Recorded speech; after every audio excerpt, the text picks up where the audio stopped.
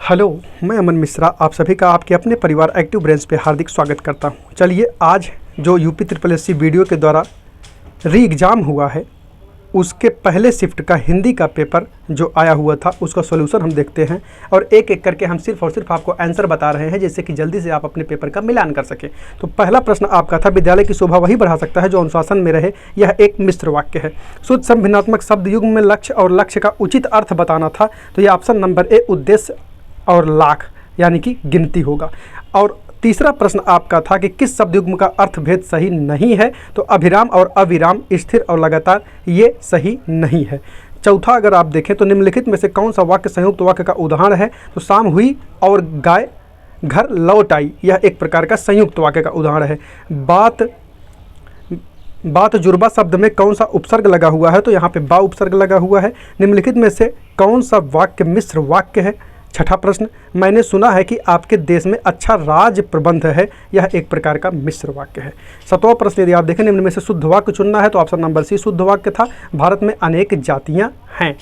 अब आठवें प्रश्न में आप देखें तो निम्नलिखित में से कौन सा शब्द पुल्लिंग है, यह बताना था। पुल्लिंग और स्त्रीलिंग का प्रयोग आप दैनिक जीवन में करके उसको जान सकते हैं। तो यहाँ पे सिर्फ और सिर्फ हम आपको यह बताएंगे कि ऑप्शन कौन सा सही है जिससे आप अपने पेपर का मिलान कर सकें। तो यहाँ पे आठवें का सी सही होगा, दंपत्ति जो है वो पुल्लिंग है। अब आगे देखें नौवें प्रश्न में आपको आडंबर का पर्यायवाची बताना था। तो ढोंग करना, पाखंड करना, ढकोसला दिखाना, ये सब आडंबर है, जबकि दर्प इसका पर्यायवाची नहीं है।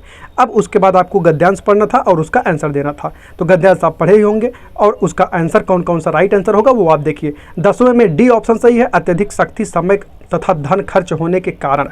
और उसके बाद 11 नंबर में पूछा गया है कि जल की मांग क्यों बढ़ती जा रही है। तो जब आप वहाँ पे पढ़ेंगे पूरे गद्यांश को, वहाँ से निकल के आएगा ऑप्शन नंबर ए सही होगा। औद्योगिकीकरण में वृद्धि, वर्षों से बढ़ती जनसंख्या तथा कृषि में विस्तार होने से। 12 नंबर में जल संचयन है जिसमें डैश सही कथन से वाक्य को पूरा करिए, तो ऑप्शन नंबर ए सही होगा। वर्षा जल को मुख्यतः भवनों की छतों पर इकट्ठा करके भूमि में संरक्षित करके आगे काम में लिया जाता है। 13 नंबर में जल संरक्षण का सही समास विग्रह और समास नाम बताना था। जल संरक्षण तत्पुरुष समास है, ये एकदम सही बात है। बांध का निर्माण डैश किया जा सकता है, तो यहाँ पे सी कंक्रीट, चट्टान, लकड़ी अथवा मिट्टी से भी। कंठ से उत्पन्न होने वाले वर्ण यहाँ पे दिया गया है ग और घ। तो कंठ से उत्पन्न होने वाले वर्ण जो होते हैं वो कखा, गघा, अंगा, ये जितने होते हैं ये सब जो होते हैं वो कंठ ध्वनियाँ होती हैं।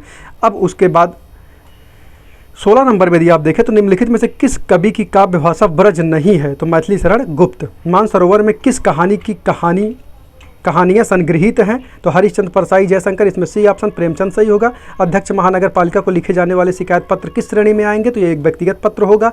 जब प्रथम वर्ड व्यंजन दूसरा वर्ड स्वर हो, व्यंजन और स्वर के योग से कौन सी संधि बनती है, तो व्यंजन संधि बनती है।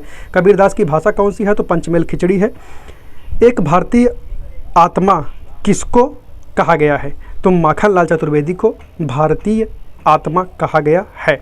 अब 22 नंबर में देखें तो संविधान की किस अनुच्छेद के अनुसार, ये बहुत फेमस प्रश्न है, संघ की राजभाषा हिंदी और लिपि देवनागरी बोली गई है, तो ये आर्टिकल 343 यानी कि अनुच्छेद 343 है।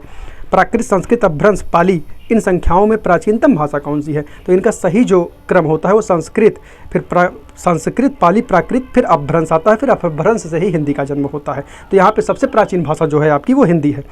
24 नंबर में देखें तो निम्नलिखित में से कौन सी रचना संग्रह ब्रज भाषा में है, तो सी नंबर रसखान रचनावली है। 25वां प्रश्न देखें तो हम चूड़ियाँ पहन रहे हैं, ये अपूर्ण वर्तमान काल है। निम्नलिखित में से कौन सी संधि विच्छेद सही है, तो डी नंबर इसमें सही थी। मध्यवरी की संधि विच्छेद होता है मधु प्लस अरि।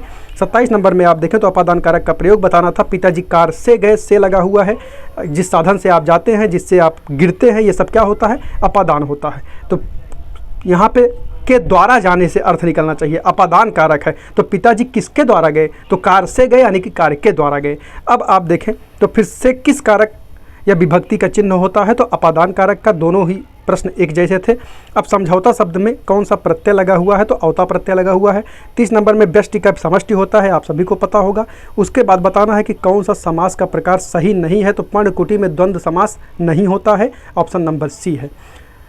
अब अगला प्रश्न 32 नंबर देखें तो कबहू हो यही रहन रहोगो, श्री रघुनाथ कृपालु कृपा ते संग स्वभाव गहुगो, जथा लाभ संतोष सदा काहू सो कछु न चाहोगो, पर निरत निरंतर मन क्रम वचन नेम निवहोंगो, उपयुक्त पंक्ति में निहित रस बताना है, तो ये एक शांत रस है। निम्नलिखित उदाहरणों में से श्रृंगार रस का उदाहरण बताना था।